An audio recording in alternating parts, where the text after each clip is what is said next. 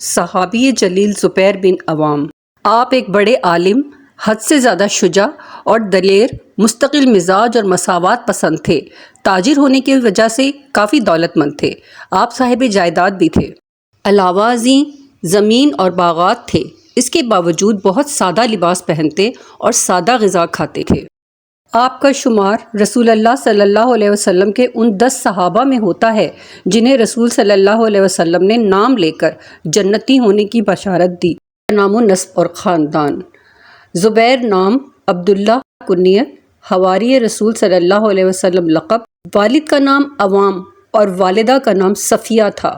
زبیر بن عوام بن خویلد بن اسد بن عبد العزیٰ بن قصی بن کلاب بن مرہ کعب بن لوئی القرشی الاسدی۔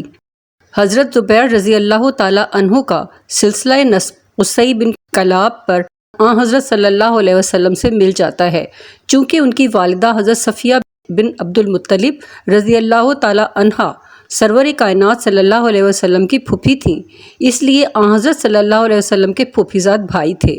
اس کے علاوہ حضرت صلی اللہ علیہ وسلم کی زوجہ محترمہ ام المومنین حضرت خدیجہ رضی اللہ عنہا کے بھی حقیقی بھتیجے تھے، اور حضرت صدیق اکبر رضی اللہ عنہ کے داماد ہونے کے سبب سے حضرت صلی اللہ علیہ وسلم کے ساڑھو بھی تھے، اور اس طرح ذات نبوی صلی اللہ علیہ وسلم کے ساتھ ان کو متعدد نسبتیں حاصل تھیں۔ حضرت زبیر بن عوام ہجرت نبوی صلی اللہ علیہ وسلم سے 28 سال قبل پیدا ہوئے۔ حضرت زبیر بن عوام رضی اللہ عنہ اگرچہ کم سن تھے، لیکن استقامت اور جان نثاری میں کسی سے پیچھے نہ تھے۔ قبول اسلام کے بعد ایک دفعہ کسی نے مشہور کر دیا کہ مشرکین نے حضرت صلی اللہ علیہ وسلم کو گرفتار کر لیا ہے۔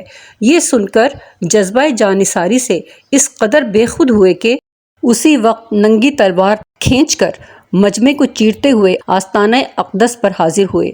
رسول اللہ صلی اللہ علیہ وسلم نے دیکھا تو پوچھا، زبیر یہ کیا ہے؟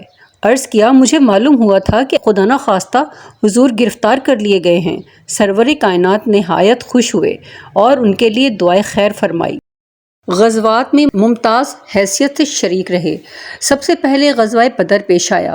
حضرت زبیر رضی اللہ عنہ نے اس مارکے میں نہایت جاں بازی اور دلیری کے ساتھ حصہ لیا۔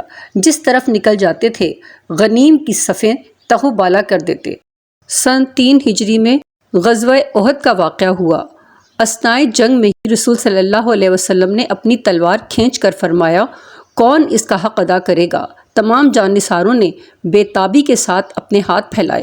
حضرت زبیر بن عوام رضی اللہ عنہ نے 3 دفعہ اپنے آپ کو پیش کیا، لیکن یہ فخر ابو دجانہ انصاری کے حصے میں آیا۔ سن 5 ہجری میں یہودیوں کی مفسدہ پردازی سے تمام عرب مسلمانوں کے خلاف امڑ آیا۔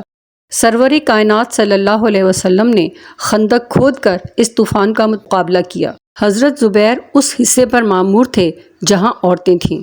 غزوہ خندق کے بعد غزوہ بنو قریظہ اور بیت رضوان میں شریک ہوئے۔ فتح مکہ کے بعد واپسی کے موقع پر غزوہ حنین پیش آیا۔ کفار کمین گاہوں میں چھپے ہوئے مسلمانوں کی نقل و حرکت دیکھ رہے تھے۔ زبیر بن عوام جب اس گھاٹی کے قریب پہنچے تو ایک شخص نے اپنے ساتھیوں سے پکار کر کہا، لات و عزا کی قسم، یہ طویل و قامت سوار یقیناً زبیر بن عوام ہے، تیار ہو جاؤ، اس کا حملہ نہایت خطرناک ہوتا ہے۔ جنگ جمل اور حضرت زبیر رضی اللہ عنہ کی حق پسندی۔ مصالحت کا سلسلہ جنبانی شروع ہوا۔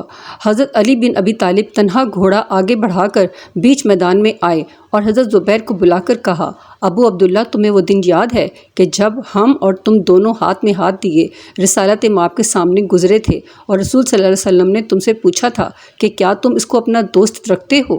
تو تم نے عرض کیا تھا، ہاں رسول اللہ۔ یاد کرو، اس وقت تم سے حضور انور صلی اللہ علیہ وسلم نے فرمایا تھا کہ ایک دن تم اسی سے ناحق لڑو گے۔ زبیر بن عوام نے جواب دیا، ہاں، اب مجھے بھی یاد آیا۔ حضرت علی رضی اللہ تو صرف ایک بات یاد دلا کر پھر اپنی جگہ چلے گئے، لیکن حضرت زبیر رضی اللہ کے قلب حق پرست میں ایک خاص سخت تلاطم برپا ہو گیا۔ تمام عزائم اور ارادے فسخ ہو گئے۔ ام المومنین سے بولے، اب میں اس جھگڑے سے کنارہ کش ہوتا ہوں۔